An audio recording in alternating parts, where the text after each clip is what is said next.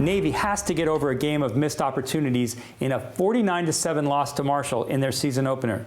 Diane Roberts has more on another disappointing start to the season for the midshipmen. Graham, Navy head coach Ken Niumatalolo said leading up to the Marshall game, he felt different, that this season was different. He felt good about the team. They were very physical. They got to practice in person. All of this is very different than last year, where they had the shadow of COVID weighing heavily over them. Unfortunately, the 2021 season started the same way the 2020 season did, with a lopsided loss. It took about 2.5 minutes for the thundering herd of Marshall to ram its way to a score. Just 9 plays for 75 yards through the midshipman defense and into the end zone. No excuses. We were prepared. They looked like we were prepared, having penalties to start drives. I mean, just very inexplicable things. Delay game, kicks blocked. As worse as we've done in special teams in a long time. Navy's offense was effective, just not efficient, racking up nearly 400 yards of total offense, but stalling when it counted in the red zone. They were just 1 for 5. Not scoring in the red zone just killed us. I mean, that just killed us. On offense, you got to make plays, and Navy got to make plays, so you just got to make plays for the most of it. If you don't, obviously, this is the result.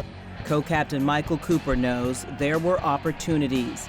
In Navy's first possession of the game, on 4th down and 4 near midfield, quarterback Tai Lavatai hit a wide-open Cooper, who dropped the ball.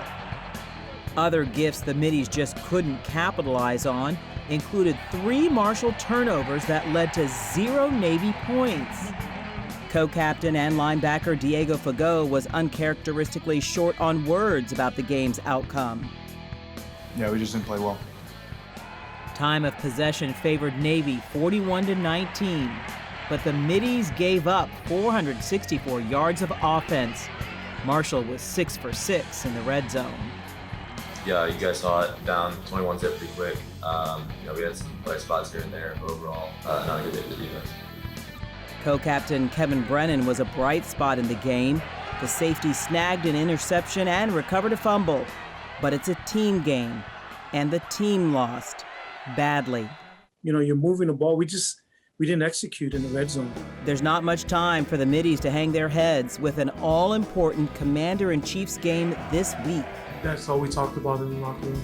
We got to get ready for Air Force. You know, the biggest game of the year. And obviously it's the last one at the end of the year. We can't feel sorry for ourselves. We got to get healthy. We got to lick our wounds and just come back and get ready to go.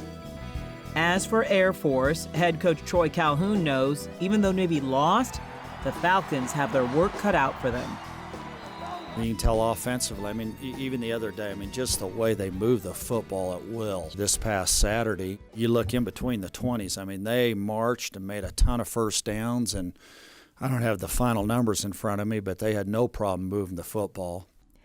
Coach Calhoun added that Navy has 3 highly touted quarterbacks who all bring something different to the game. But which one will be under center Saturday?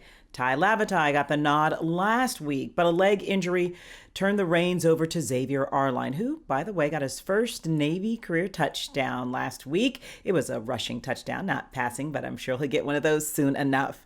Navy says about Lavatai his status is uncertain, so there's really no telling who the starting quarterback will be against Air Force. And the matchup between Air Force and Navy promises to be an exciting one. And Behind the Lines will be on the sidelines of that game, and we'll have a full report for you next week at this time.